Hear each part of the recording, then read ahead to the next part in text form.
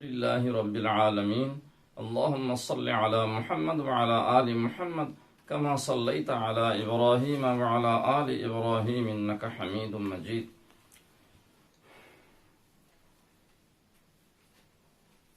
আমরা যারা কালিমা লা ইলাহা ইল্লাল্লাহ মুহাম্মাদুর রাসূলুল্লাহ পড়েছি সাল্লাল্লাহু আলাইহি ওয়াসাল্লাম, আমাদের জন্য আল্লাহ পাকের তরফ থেকে বিরাট সুযোগ যে দুনিয়াতেও যেন শান্তিতে থাকি, আখিরাতেও শান্তিতে থাকি। এই বিষয়টি রাসূলুল্লাহ সাল্লাল্লাহু আলাইহি ওয়াসাল্লাম দাওয়াতের সময় বলেছেন, দাওয়াত দেওয়ার সময় কয়েক জায়গায় বলেছেন, ইয়া বানি আব্দুল মুত্তালিব ইন্নী কদ জিতুকুম বিখাইরাইদ দুনিয়া ওয়াল আখিরা। সেই সুযোগের মধ্যে বরকত একটি সুযোগ। ঈমানওয়ালাই বরকত ভোগ করে, যারা ঈমান থেকে বঞ্চিত তারা অনেক কিছু থেকে বঞ্চিত, বরকত থেকেও বঞ্চিত। তারা বরকত বোঝে না এবং তারা বরকত পায়ও না। বরকত বাড়িতে কিভাবে আসবে সেই নিয়ে আলোচনা চলছে। বাড়িতে কিভাবে বরকত আসবে, বাড়ি বানানোর সম্পর্কে কোরআনে এবং হাদিসে কি কি আছে এখন আলোচনা চলছে। প্রয়োজনে 2 তলা ও 3 তলা বাড়ি বানানো যাবে কিনা, এর উত্তরেই এর অনুমতি হাদিসে আছে। প্রয়োজনে 2 তলা বা 3 তলা বাড়ি তৈরি করা যাবে। এর প্রমাণ বুখারী শরীফে বেশ কিছু জায়গায় আছে। মাশরুবাতুন, রাসূলুল্লাহ সাল্লাল্লাহু আলাইহি ওয়াসাল্লাম প্রায় 4 হিজরি বা 5 হিজরিতে একবার ঘোড়া থেকে পড়ে গিয়ে জখম হয়ে গিয়েছিলেন। তখন তিনি ওই মসজিদে নববীর সামনে 2 তলা একটি বাড়ির উপর তলায় আরাম করতেন, ওইখানেই নামাজ পড়তেন, ওইখানেই থাকতেন। আরো একবার তিনি 29 দিন ওই কামরাতেই ছিলেন, 2 তলার কামরাটিতে।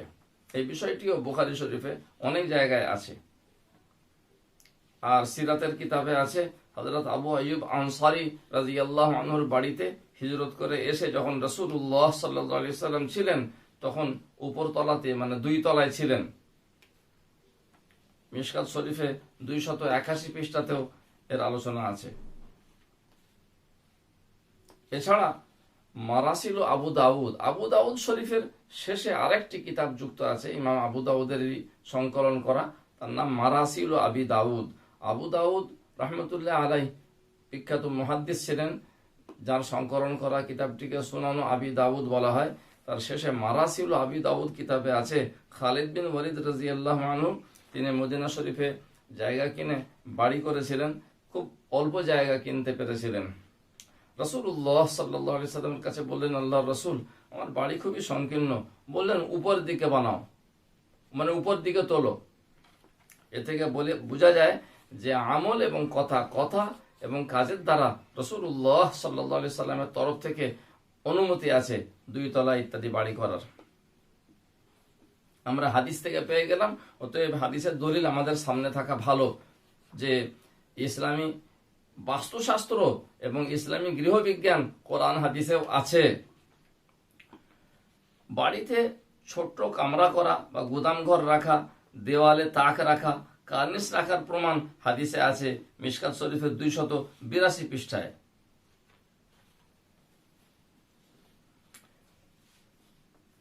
লক্ষণীয় বিষয় এই, ঘরবাড়ি মানে নিজের থাকার ঘর, পরিবারের সদস্যদের ঘর, একটি মেহমানখানা এবং মসজিদুল বায়তও বানাতে হবে।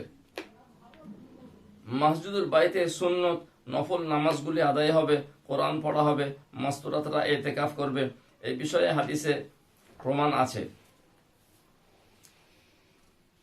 যেমন বুখারী শরীফে মসজিদের অধ্যায় আবওয়াবুল মাসাজিদে আছে। হযরত মাহমুদ ইবনে রাবি রাদিয়াল্লাহু আনহু থেকে, আয়েশা রাদিয়াল্লাহু আনহা থেকে বা ইতবান ইবনে মালিক রাদিয়াল্লাহু আনহু থেকে বর্ণিত একাধিক হাদিস আছে।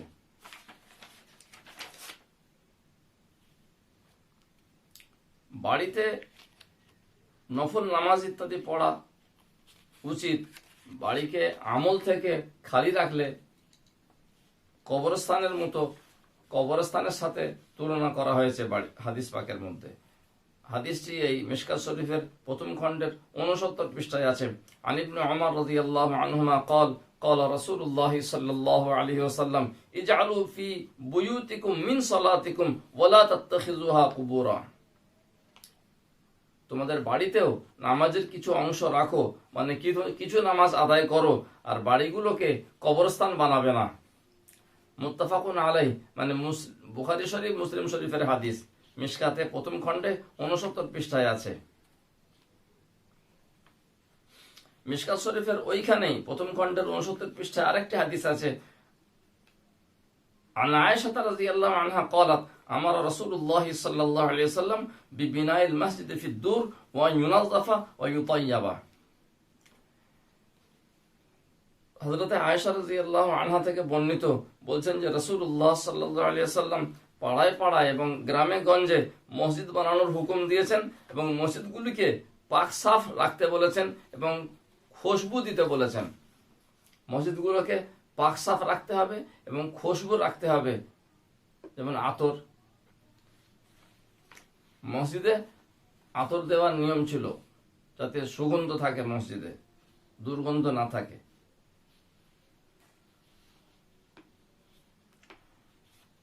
তাফসীরে কুরতুবীর হাওয়ালায় তাফসীরে মাআরিফুল কোরআন থেকে এই হাদিসটির বাংলা তরজমা, এই যে দ্বিতীয় দূরের যে প্রথম মানে করলাম পাড়ায় পাড়ায় মসজিদ তৈরির হুকুম দিয়েছেন, এটি একটি তরজমা অনেকে করেছেন।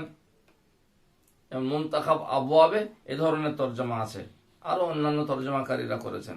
দূরের আরেকটি তরজমা হচ্ছে বাসগৃহ বা বাড়িগুলিতে মসজিদুল বায়ত বানানোর হুকুম দিয়েছেন। এটি হাদিসের দ্বিতীয় ব্যাখ্যা। এই ব্যাখ্যাও করার অবকাশ আছে। ফলে তাফসীরে মাআরিফুল কোরআনে এইরকম তরজমা করা হয়েছে। হযরত আয়েশা সিদ্দিকা রাদিয়াল্লাহু আনহা বলেন, রাসূলুল্লাহ সাল্লাল্লাহু আলাইহি ওয়াসাল্লাম আমাদেরকে বাসগৃহের মধ্যেও মসজিদ অর্থাৎ নামাজ পড়ার বিশেষ জায়গা তৈরি করার এবং তাকে পবিত্র রাখার আদেশ করেছেন। তাফসীরে মাআরিফুল কোরআন 945 পৃষ্ঠা, 945 পৃষ্ঠা। তাফসীরে মাআরিফুল কোরআনের এই যে পৃষ্ঠা নম্বরগুলি দিচ্ছি, সৌদি আরবের এমবেসির মাধ্যমে তাফসীরে মাআরিফুল কোরআনের যে সংস্করণ হাদিয়া স্বরূপ বিতরণ করা হয়, সেই সংস্করণ থেকে হাওয়ালা দিচ্ছি। ওই সংস্করণের পৃষ্ঠা নম্বর মিলিয়ে দেখবেন। অন্য যদি কোনো ব্যক্তি তাফসীরে মাআরিফুল কোরআন ছেপে থাকেন এবং তার পৃষ্ঠা নম্বর সাথে আমার হাওয়ালা না মেলে কিছু মনে করবেন না। সৌদি আরবের সরকার তার নিজের এমবেসির মাধ্যমে তাফসীরে মাআরিফুল কোরআনের যে সংস্করণ বিনা পয়সায় বিতরণ করা হয়েছে, সেই সংস্করণের হাওয়ালা দিচ্ছি, পৃষ্ঠা নম্বর ওই সংস্করণের। অন্য অনেকেই তাফসীরে মাআরিফুল কোরআন ছেপেছেন, তার পৃষ্ঠা নম্বর আলাদা হতে পারে।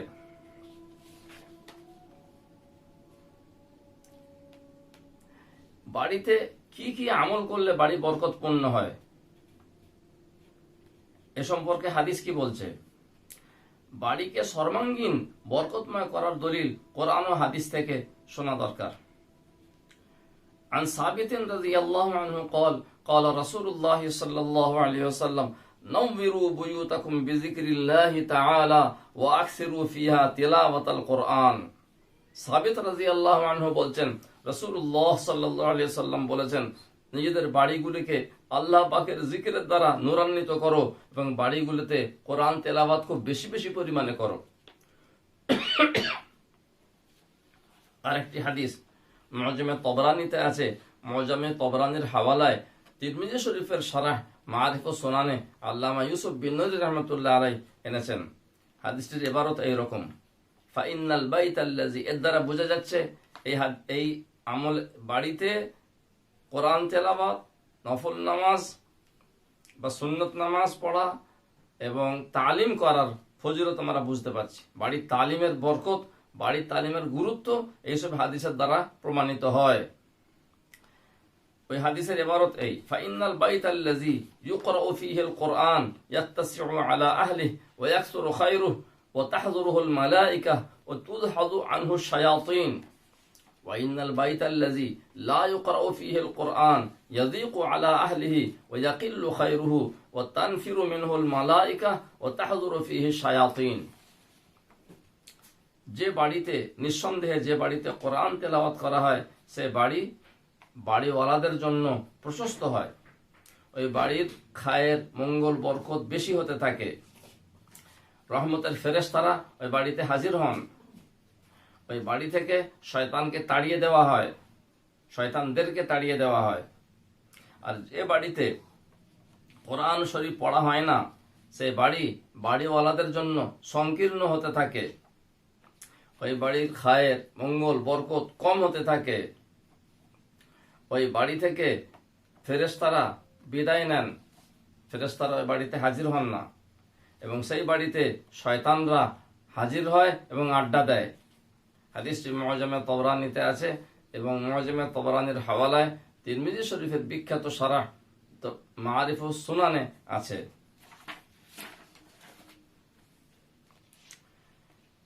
বাড়িতে আল্লাহ পাকের জিকির করা দরকার, তালিম করা দরকার, এবং যেসব বাড়িতে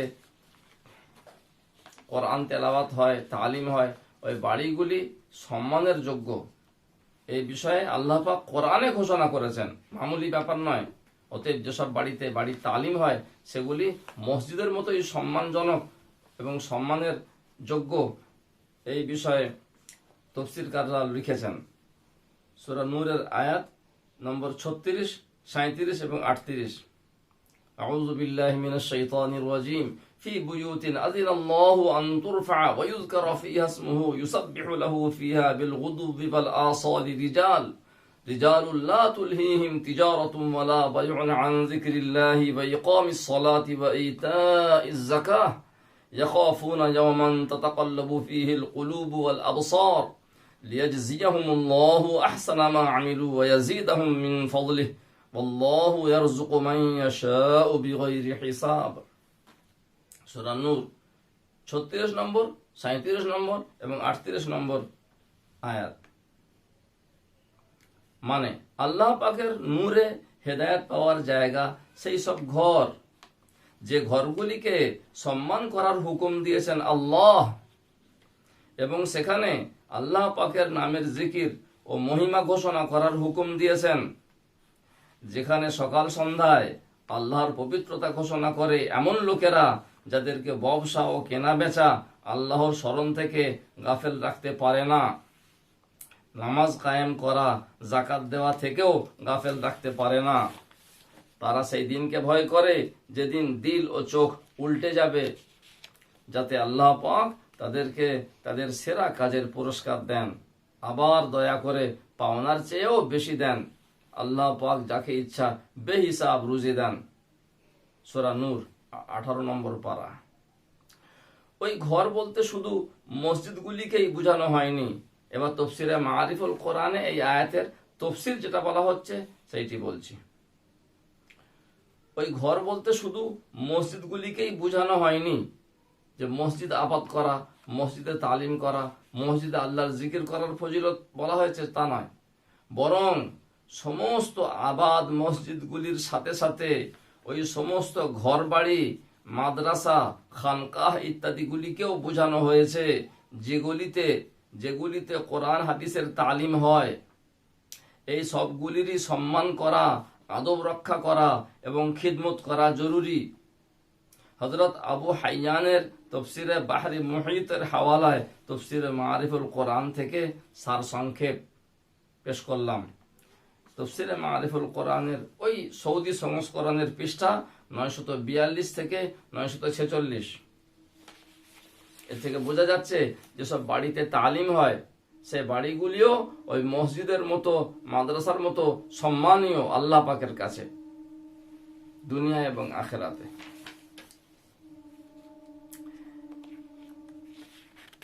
বিশ্বনবী মুহাম্মদুর রাসূলুল্লাহ সাল্লাল্লাহু আলাইহি সাল্লাম নিজ পরিবারের সদস্যদের জন্য কিরকম বাড়ি তৈরি করিয়েছিলেন তার বিবরণ অনেকেই জানেন না। রাসূলুল্লাহ সাল্লাল্লাহু আলাইহি সাল্লাম নিজের বাড়ি কিরকম তৈরি করেছিলেন অনেকে জানেন না। এইগুলি খুব বিরল তথ্য, বহু ওই ইতিহাসের পুরাতন প্রাচীন পুস্তক মন্থন করে আমি পেশ করছি। যে কিতাব থেকে, সেই কিতাবটি প্রামাণ্য আদ-দুররাতুস সামিনাহ ফি আখবারিল মাদিনাহ, আদ-দুররাতুস সামিনাহ ফি আখবারিল মাদিনাহ, মানে মদিনার ইতিহাস সম্পর্কে খুব মূল্যবান মতি। এই কিতাবটির নামের বাংলা মানে করলাম। কিতাবটির লেখক আল্লামা মুহাম্মদ ইবনু মাহমুদ ইবনু নাজ্জার, যার ইন্তেকাল হয়েছিল 643 হিজরিতে।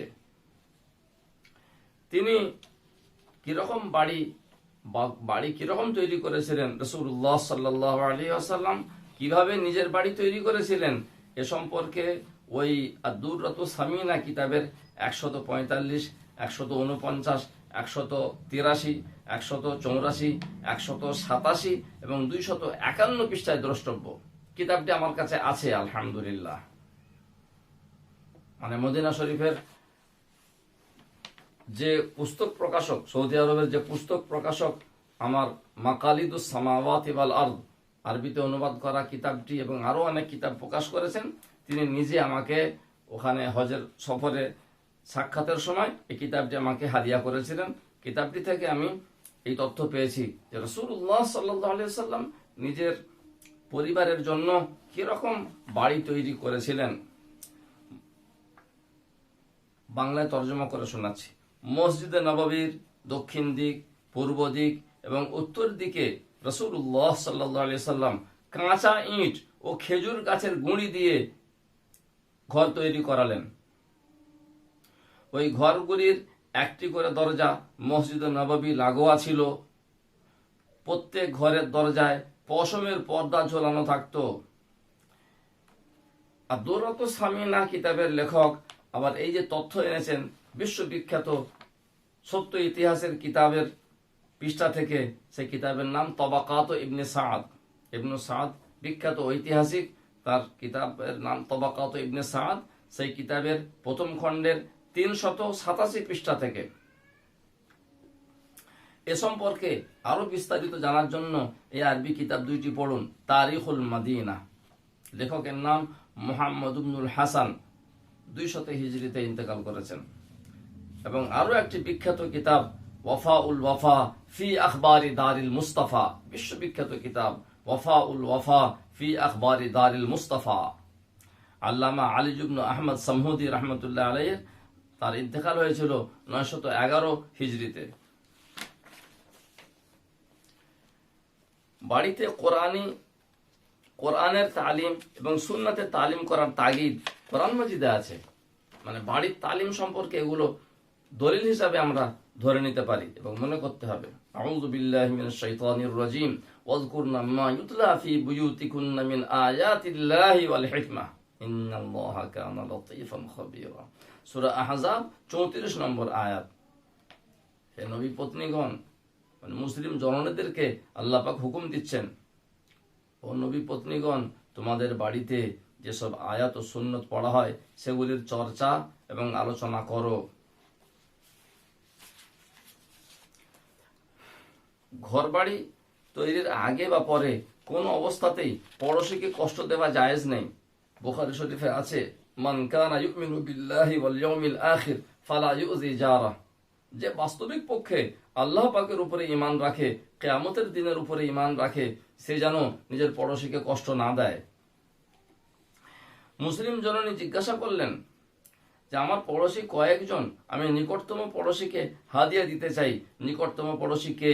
রাসূলুল্লাহ সাল্লাল্লাহু আলাইহি সাল্লাম উত্তর দিলেন, যার বাড়ির দরজা সবচেয়ে নিকটে। মিশকাত। কষ্ট দেওয়া মানে যে কোনো ভাবে কষ্ট দেওয়া। আমার বাড়ির ছাদের পানির নালা পড়োশীর জানালা বা দরজা নষ্ট করছে, এটাও একটা কষ্ট দেওয়া। যখন তখন টেপ রেকর্ডার, মাইক বা অমাইক মানুষের চিৎকার ও হট্টগোল, ঘুমের সময়, দুপুরে এবং প্রায় গভীর রাতে বহুক্ষণ ধরে হাঁড়ি বাসন বাজিয়ে বাজিয়ে খাওয়া দাওয়া ও এবং ওইসব ধোয়া মাজা, কষ্ট দেওয়ার প্রকার বলছি, খুলে না বললে পরে বোঝা যাবে না। এমন বাজনা বাজানো যে মন্দির মানে অন্য গায়েরদের ধর্মস্থানের ঢাকঢোলকেও হার মানিয়ে দেবে। আবর্জনা ও নোংরা জিনিসগুলি পড়োশির জানালা, দরজা বা ছাদে অথবা এমন জায়গায় ফেলা যে পড়োশির দারুণ অসুবিধা হয়। গাছের গোড়া ও গুঁড়ি টুকু আমার জায়গায়, কিন্তু ডালপালা ও ফলমূল পড়োশির ছাদে ও টালির চালে। ফল নিতে গিয়ে আমার ছেলেরা পড়োশির টালি ভাঙছে বা বিনা অনুমতিতে যখন তখন ছাদে ও চালে উঠছে। পড়োশিকে কষ্ট দেওয়ার কিছু আকার বা নমুনা উদাহরণ দিলাম। আরো লক্ষণীয় বিষয় যে ঘর বাড়ি মানে বাড়িতে বরকত শুধু কিছু টাঙিয়ে রাখলেই বরকত হবে না। কিছু কোরআনের আয়াত টাঙিয়ে রাখলাম, একটি তাবিজ লিখিয়ে টাঙিয়ে রাখলাম, কোনো বুজুর্গের কাছ থেকে কোনো দোয়া কিছু লিখে নিয়ে টাঙিয়ে রাখলাম, বাড়িতে বরকত হবে। অনেকে আবার দেখতে পাই কিছু ক্যালেন্ডার বিক্রি হচ্ছে বাজারে, তাতে লেখা আছে দোকান ও মাকান কি খায়ের ও বারাকাত কে লিয়ে তাবিজ। আজব লাগে। কোরআন হাদিস কি বলছে যে কাজগুলি, যে আমলগুলি, যে জিকির, দোয়া এবং আমলগুলি করলে বাড়িতে বরকত হবে সেইগুলি করা দরকার। ঘর বাড়ি প্রয়োজনের চেয়ে খুব বেশি বা অনেক বড় বানানো চলে না, এটাও ফুজুল খরচ। এক্ষেত্রে কোরআন বলছে আউযু বিল্লাহি মিনাশ শাইতানির রাজিম ওয়ালা তুবাযজির তাবযীরা ইন্নাল মুবাযযিরিনা কানু ইখওয়ানাশ শাইতান ইন্নাল মুবাযযিরিনা কানু ইখওয়ানাশ শায়াতিন ওয়া কানাশ শাইতানু লিরাব্বিহি কাফুরা ওয়ালা তুবাযজির তাবযীরা ইন্নাল মুবাযযিরিনা কানু ইখওয়ানাশ শায়াতিন ওয়া কানাশ শাইতানু লিরাব্বিহি কাফুরা। বনী ইসরাঈল সূরায় আছে, কোনো প্রকার অপব্যয় করবে না, অপব্যয়ীরা শয়তানের ভাই আর শয়তান তার প্রভুর নিমক হারাম। ফজল খরচ করে বাড়তি ঘর বাড়ি বানালে সেটি শয়তানের জন্য হয়ে যায়, এই বিষয়ে পরিষ্কার হাদিসে ঘোষণা আছে। সে হাদিসটিও আমাদের শোনা দরকার কমপক্ষে। عن جابر رضي الله عنه أن رسول الله صلى الله عليه وسلم قال له فراش للرجل وفراش لامرأته والثالث للضيف والرابع للشيطان। মিশকাত 373 পৃষ্ঠা, মুসলিম শরীফের হাওয়ালায় মিশকাতে এই হাদিসটি আনা হয়েছে যে তক্তপোষ বা বিছানা মানুষ বাড়িতে রাখে। বাড়ির কর্তা সে তার নিজের জন্য বিছানার বন্দোবস্ত করবে। বিছানা মানে তক্তপোষ, খাট, পালং এবং তার আনুষঙ্গিক প্রয়োজনীয় জিনিস। আর তার বিবির জন্য বিছানা ইত্যাদি থাকা দরকার। 3 নম্বর মেহমানের জন্য। মেহমান যে থাকবে সে তো এক ঘরে থাকতে পারবে না, মেহমানের জন্য আলাদা ঘর, আলাদা বিছানা, আলাদা তক্তপোষ, আলাদা খাট পালং। এছাড়া যদি কেউ আরো ঘর বাড়ি বানায়, বলছে 4 নম্বর হবে কি শয়তানের, আর-রাবিউ লিশ-শাইতান। এর চেয়েও যদি মানুষ ফালতু বাড়ি বানায় তো মিশকাত শরীফে এই হাদিসটি 373 পৃষ্ঠায় আছে, মুসলিম শরীফে হাদিসটি মূল এবারত আছে। عن سعيد بن أبي هند عن أبي هريرة رضي الله عنه قال قال رسول الله صلى الله عليه وسلم يكون الإبل للشياطين وبيوت للشياطين। যে কিছু উট শয়তানের হয়ে থাকে, কিছু বাড়িও শয়তানের হয়। কিছু বাড়ি শয়তানের দখলে থাকে বা শয়তানের জন্যই হয়। বুঝুন, রাসূলুল্লাহ সাল্লাল্লাহু আলাইহি সাল্লাম বলেছেন মানে ওয়া আম্মা বুয়ুতুশ শায়াতিন ফালাম আরাহা। বলছেন যে শয়তানের বাড়িগুলোকে আমি এখনো দেখিনি, কারণ সাহাবারা তো শয়তানের বাড়ি বানাতেন না, সাহাবারা তো রহমতের বাড়ি বানাতেন, সুন্নত তরিকায় বাড়ি বানাতেন। কানা সাঈদ ইয়াকুলু লা আরাহা ইল্লা হাযিহিল আকফাস আল্লাতী ইয়াসতুরুন নাস বিদ্দিবাজ। সাঈদ বলছেন, আবু হুরায়রা রাদিয়াল্লাহু আনহু থেকে বর্ণনাকারী বলছেন, এই যে শয়তানের বাড়ি বর্তমান যুগে এই যে সব কুঠি, অট্টালিকা, বিল্ডিং ইত্যাদি দেখতে পাচ্ছি, যেগুলোকে মানুষ সব রেশম ইত্যাদি দিয়ে সাজিয়ে রাখে, ওইগুলিকেই আমরা মনে করি শয়তানের বাড়ি। মিশকাতের 340 পৃষ্ঠায় আবু দাউদের হাওয়ালায় হাদিসটি এসেছে। বাড়ির গম্বুজ বা মিনার, রেহেলের আকারে বিশাল গেট ইত্যাদিও ফজল খরচ। এগুলো শরীয়তের ভাষায় কি আমরা দেখতে পাই, রাসূলুল্লাহ সাল্লাল্লাহু আলাইহি সাল্লাম একজন সাহাবীর সালামের জবাব পর্যন্ত দেননি। ঘটনাটি হায়াতুস সাহাবার 2য় খণ্ডের 460 পৃষ্ঠায় আছে।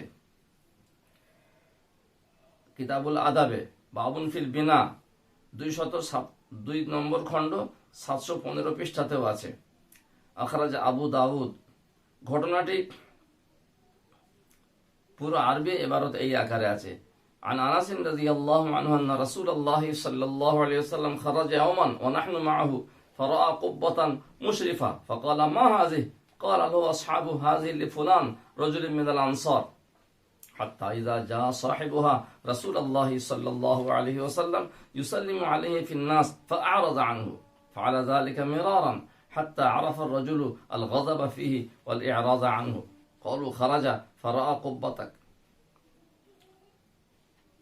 এই আবু দাউদ শরীফের হাদিস, হযরত আনাস রাদিয়াল্লাহু আনহু বলছেন রাসূলুল্লাহ সাল্লাল্লাহু আলাইহি ওয়াসাল্লাম একদিন বের হলেন, আমরা তার সঙ্গে ছিলাম।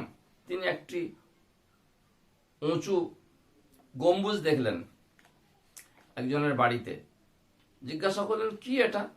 সাহাবারা বললেন আনসারের একজন ব্যক্তির নাম নিয়ে, আনসারী সাহাবীর নাম নিয়ে অমুকের বাড়ি। তার বাড়ি মানে গম্বুজটিও তাঁরই। এরপরে রিওয়ায়াতে আছে সেই সাহাবী যখন এলেন রাসূলুল্লাহ সাল্লাল্লাহু আলাইহি ওয়াসাল্লামের কাছে এবং সালাম করলেন, রাসূলুল্লাহ সাল্লাল্লাহু আলাইহি ওয়াসাল্লাম মুখ ফিরিয়ে নিলেন, সালামের উত্তর দিলেন না। এইভাবে কয়েকবার করলেন। ফাআলা যালিকা মিরারান। সেই আনসারী সাহাবী বুঝতে পারলেন রাসূলুল্লাহ সাল্লাল্লাহু আলাইহি ওয়াসাল্লাম দারুণ অসন্তুষ্ট হয়েছেন এবং মুখ ফিরিয়ে নিচ্ছেন। অন্যান্য সাহাবাদেরকে সেই আনসারী সাহাবী জিজ্ঞাসা করলেন ব্যাপার কি, আমার উপরে কেন তিনি অসন্তুষ্ট? সাহাবারা বললেন খারাজা ফারা কুব্বাতাকা, রাসূলুল্লাহ সাল্লাল্লাহু আলাইহি ওয়াসাল্লাম রাস্তায় বের হয়েছিলেন এবং আপনার বাড়ির গম্বুজটি দেখেছেন। ব্যাস ওই সাহাবী ফিরে গিয়ে কি করলেন? ক্বালা ফারাজা আর-রাজুল ইলা কুব্বাতিহি ফাহাদামাহা হাত্তা সাওয়াহা বিল আরদি ফাখারাজা রাসূলুল্লাহ সাল্লাল্লাহু আলাইহি ওয়াসাল্লাম যাতা ইয়াওম ফালাম ইয়ারাহা ক্বালা মা ফুইলাতিল কুব্বা আও মা ফাআলাতিল কুব্বা ফাকাল রাসূলুল্লাহ সাল্লাল্লাহু আলাইহি ওয়াসাল্লাম এর এই অসন্তুষ্টি দেখে সেই সাহাবী বাড়িতে গেলেন আর ওই গম্বুজটিকে ভেঙে ফেললেন, এমনকি মাটির সাথে মিশিয়ে দিলেন। তারপর রাসূলুল্লাহ সাল্লাল্লাহু আলাইহি ওয়াসাল্লাম একদিন বের হয়েছিলেন, গম্বুজটি দেখতে পেলেন না, জিজ্ঞাসা করলেন সাহাবাদেরকে। সাহাবারা উত্তর দিলেন যে আপনার অসন্তুষ্টি নারাজ হওয়ার ব্যাপারটা বুঝতে পেরে সাহাবী ভেঙে ফেলেছেন। তখন রাসূলুল্লাহ সাল্লাল্লাহু আলাইহি ওয়াসাল্লাম কি কথা বলেছিলেন ফুজুল ঘরবাড়ি সম্পর্কে, সেইটি আমাদের শোনার মতো, লিখে রাখার মতো। বললেন আমা ইন্না কুল্লা বিনাইন ওয়াবালুন আলা সাহিবিহি ইল্লা মা লা ইয়ানি মা লা বুদ্দা মিনহু। বললেন সবাই শোনো, প্রত্যেক ইমারত বানানোওয়ালার জন্য আযাব এবং শাস্তির কারণ। শুধুমাত্র খুব জরুরি, খুব প্রয়োজনীয় ইমারত, খুব প্রয়োজনীয় ঘরবাড়ি ছাড়া ঘরবাড়ির মালিকের জন্য ওই ঘরবাড়ি খুব শাস্তির কারণ। এই হাদিসটি ইবনে মাজাহ শরীফেও আছে। সংক্ষেপে আবওয়াবুজ যুহদি বাবুন ফিল বিনাই ওয়াল খারাব, 2য় খণ্ড 307 পৃষ্ঠা। আশা করি এ সম্পর্কে আরো আলোচনা হবে। ঘরবাড়িতে বরকত কিভাবে আসে সেই আলোচনা আমরা শেষ করব ইনশাআল্লাহ। এখন এই পর্যন্ত রাখছি। ওমা আলাইনা ইল্লাল বালাগ।